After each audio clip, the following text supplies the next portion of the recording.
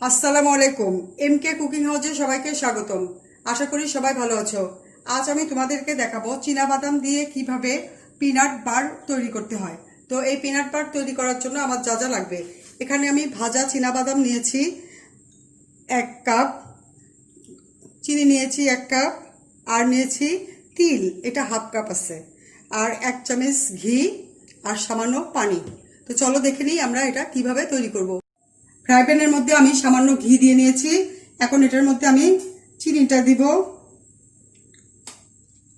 আর চিনির মধ্যে একটু পানি দিব, এটা ক্যারামেল করব।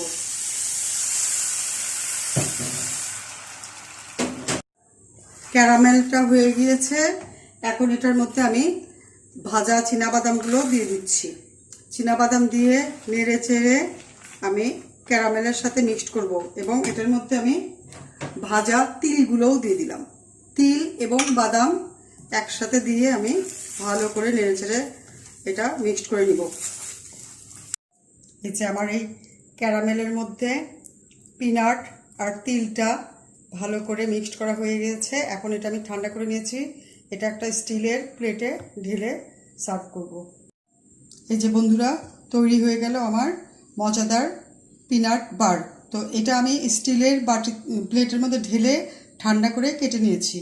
এটা তোমরা অবশ্যই বাসায় ট্রাই করো। এটা খুবই ক্রিস্পি আর খেতে খুবই মজা। বাসায় ট্রাই করবে, বন্ধুদের সাথে শেয়ার করো, কমেন্ট করো, আর ভালো লাগলে অবশ্যই আমাকে লাইক দিও।